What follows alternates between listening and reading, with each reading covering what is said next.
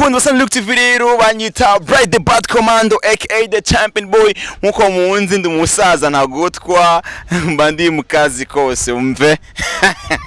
inyuma kuri kamera n'ubundi amwita Tini uno munsi kuri kamera za Look TV ndi kumwe n'umusaza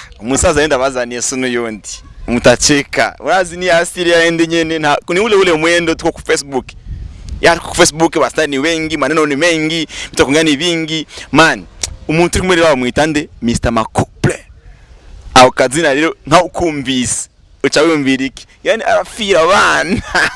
tane wundi bro vip man nigga safi brother wagwan ya abata kuzi basha kumenya kazina kawe why Mr Makuple amazina yawe niyo kuri Mr Makuple bro ya nitwa Ibra Lagan ya Mr Couple kuri Fibi ni Ibra Lagan ya Ibra Lagan nicha kusikia kama kindu chako bana kama vile kinasumbuana kwa nini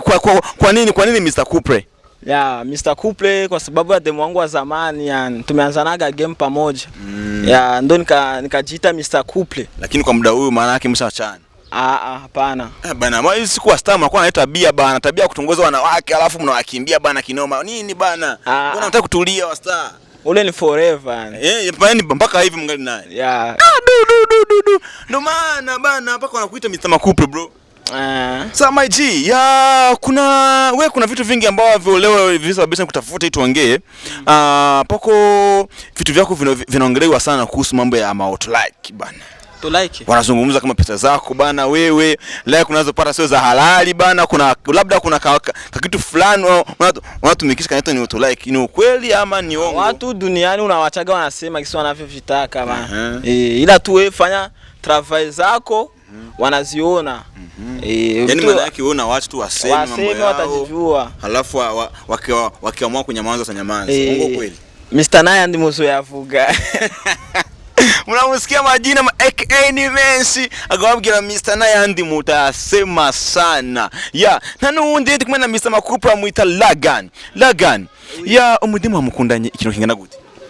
umwaka n'inusu kuri kano kanya habonetse umudimu aguha akubwira ati Lagan ndaguhaye ama miliyoni 500 nkeneye untware umudimu wa mwaka n'inusu wo kwemeraga Lagan bivuga abafana basanzwe ko sinovyemera bra miliyoni 500 Niduhendane Lagan ivyo birasanzwe nawe wovyemera umva rero umudemu wawe urumva kuri kamera bivuze neza ko umuhevye kuma miliyoni 500 uramugurishije wapi brother wapi kwe ujya ndamukunda sana maana yako tumumugira wa kabiri utumugira wa kabiri cyangwa ofent kubo abasta turabazi man tubazi ivyo ni banga icyo kibazo nko cyuranga oya bakunda sana Look TV ndi kumwe na Mr Makuple ya ubwike abafana basana Look TV bro amakunzi banyu bagire like na sabone basi sabone na comment ya page yacu ya YouTube ya Facebook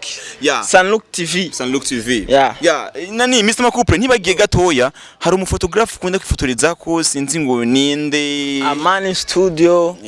na Hamza Patora King kuri kana twakiriye muri Look TV muri Look and Studio bonabonye ibikorwa byawe bakora niki kintu cyagupushinze gatuma uvuga ati kuno munsi ndahise mugenda gukora muri Look brother ni ibintu nyene byabaye surprise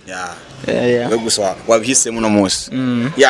bakunze Look TV yari Bright the Bad Commando aka the Champion Boy nekumwe na Mr Makuple behind the camera na n'uyundi ni wa musaza nyene ni Tini Vision wagwan